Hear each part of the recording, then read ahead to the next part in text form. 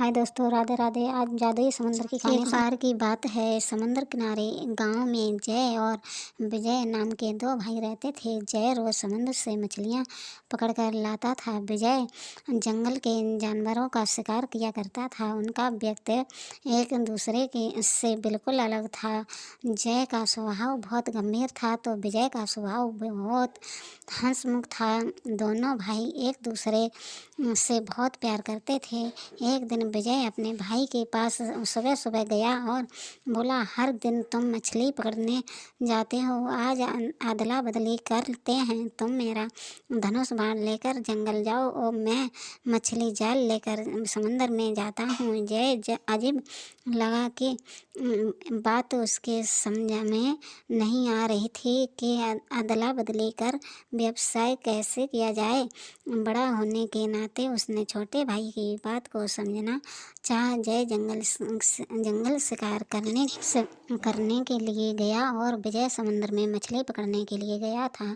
जय कोई ही नहीं कर पाया, इसलिए निराश लौटा और विजय भी समुद्र से मछलियां पकड़ नहीं पाया और निराश लौटा और विजय ने मछली पकड़ने का कांटा ही खो दिया था। जय ने कहा, मैं पहले भी कह चुका था कि ऐसा अदला बदली वाला कार्य मत करो। देखो, तुमने मछली पकड़ने वाला कांटा भी खो दिया, रोजगारी के पैसे भी नहीं कमाए गए।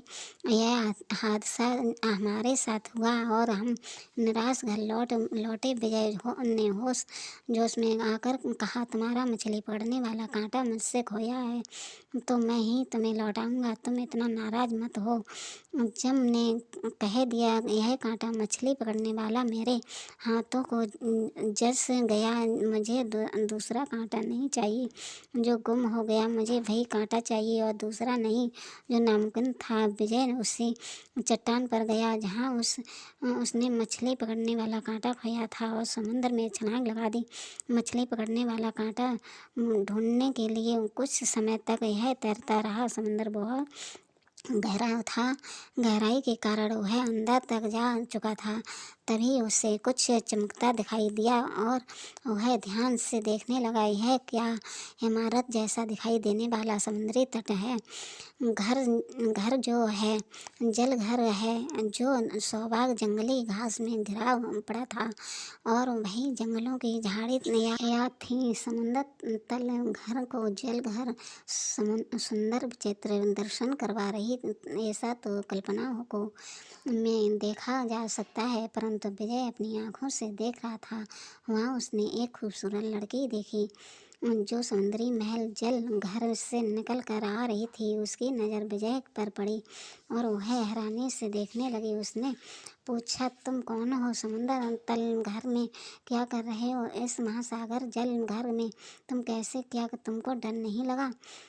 तुम इतनी गहराई में कैसे आए? तब विजय ने अपनी मछली पकड़ने वाला कांटा खोया ऐसा बात कही। उस लड़की ने, चलो मैं तुमको मेरे पापा जी मिलाती हूँ, वह शायद तुम्हारे मछली वाले कांटे को ढूंढने की मदद करेंगे। समुद्री इमारत समुद्री राजा की थी और वह लड़की समुद्र राजा की भी। समुद्री इमारत तो हसन सुंदरता की जादुई दरवाजों वाली 32 तराजों में जगमगाती रोशनी संपूर्ण थी। जहाँ खुलता दरवाजा हाथों की कठपुतली एवं सा था, कभी खुलेला और खुल जाए तो बंद होगा कैसे, और चाबी का तो नज़ारा ही नहीं था। कमाल के पुर्जों से और चारों तरफ जल बहता नजर आ रहा था।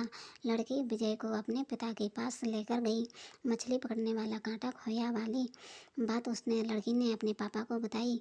आमंत्रित किया और योग्यता से मंत्री वर्ग को बुलाया और समुद्र में जितने भी प्रकार के जीव और उन्हें बुलाए, सभी एक एक करके आते। डॉल्फिन मछली, अमीबा मछली, सितारा मछली, रेंगनो अमीबा, बर्छ मछली।